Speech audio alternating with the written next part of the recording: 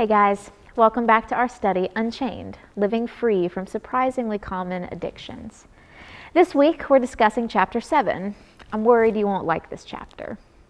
It's not that I'm worried you won't like this chapter. That's the name of the chapter. Seriously, go check out the table of contents.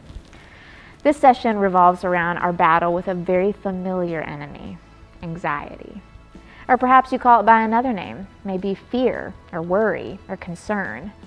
No matter what you call it, anxiety-related issues are undoubtedly on the rise. But Jesus offers us the antidote.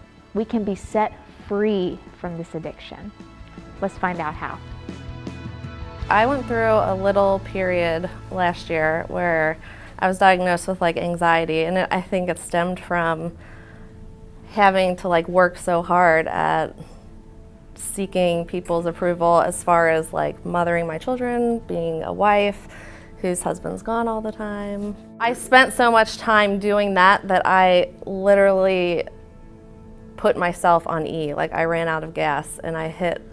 I pride myself on being a very independent person. So that kind of stems from my role as a coach's wife with a husband who travels all the time. Even growing up, I've always liked to do things on my own, by myself. Don't ask for help from a lot of people. Even when people beg to help me, I'm like, no, I got it.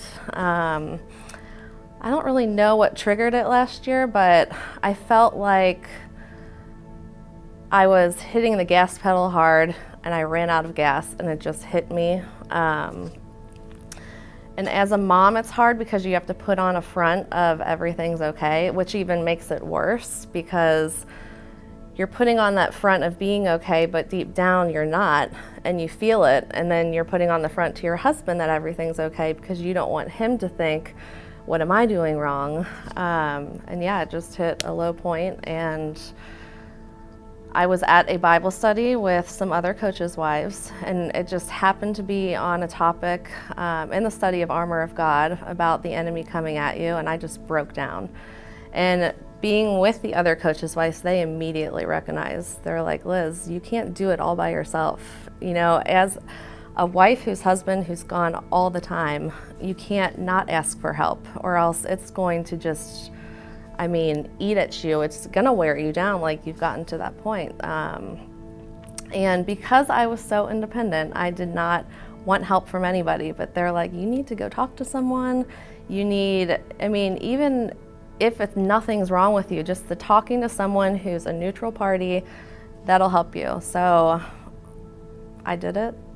I'm so glad that I did it because so many issues that I didn't realize were wrong with me were brought up, and I feel like I'm a completely, maybe not all the way, but completely changed person. I feel like I'm a better mom.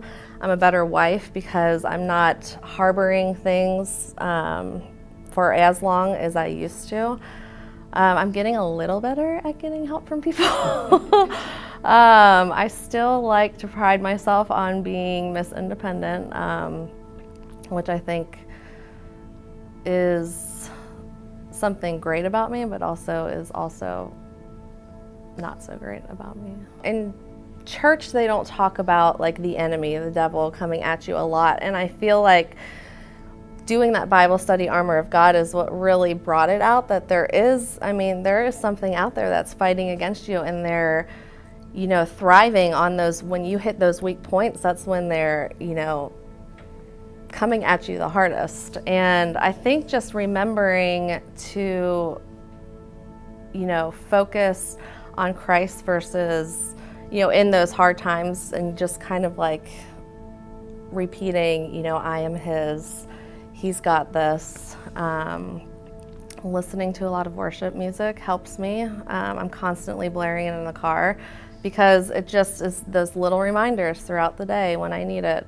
Putting on the armor daily, it's important to remember that because there's always someone coming at you, whether it's inside, outside. Yeah.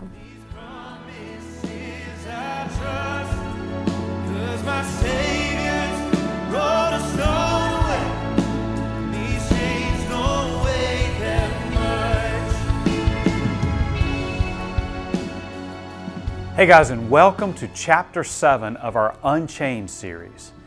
So if you read the chapter for this week, you know that I take a little different approach to the whole worry/anxiety deal.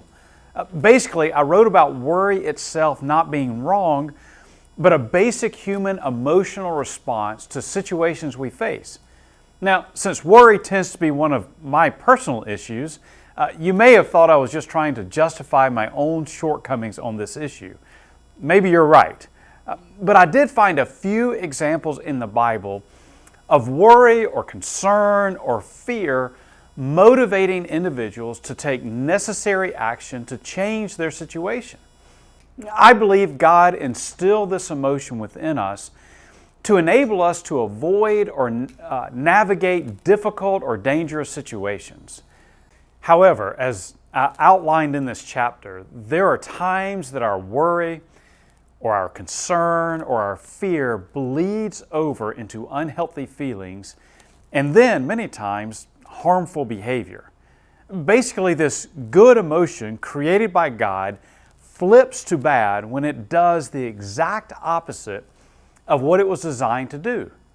Fear or concern or anxiety are all designed to allow us to react faster or focus more clearly or exert more strength or produce more and work harder. However, when these emotions master us, it has the exact opposite result. It saps my strength and it steals my energy. I become bogged down or unable to produce or move forward. It keeps me up at night and it leaves me dazed and confused during the day. Like the other topics in this book, fear is a great servant, but a terrible master. My guess is that you'll spend most of your time in your groups discussing this aspect of worry and how you can find freedom from this awful master. But then there is a way that fear is not only good, and not in a way that it's not only bad, but a way that it is great. And that is when we have a proper fear of the Lord. Throughout the Bible, we are told to fear God. Psalm 33:8 reads this way, "Let all the earth fear the Lord. Let all the people of the world revere Him." Proverbs 31:30 tells us that charm is deceptive and beauty is fleeting, but a woman who fears the Lord is to be praised.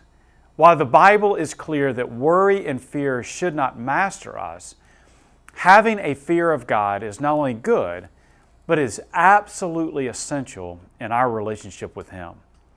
So, in your groups, you'll spend time discussing how worry and anxiety and fear is good, how it is bad, and how it is great. And I hope you have a great discussion.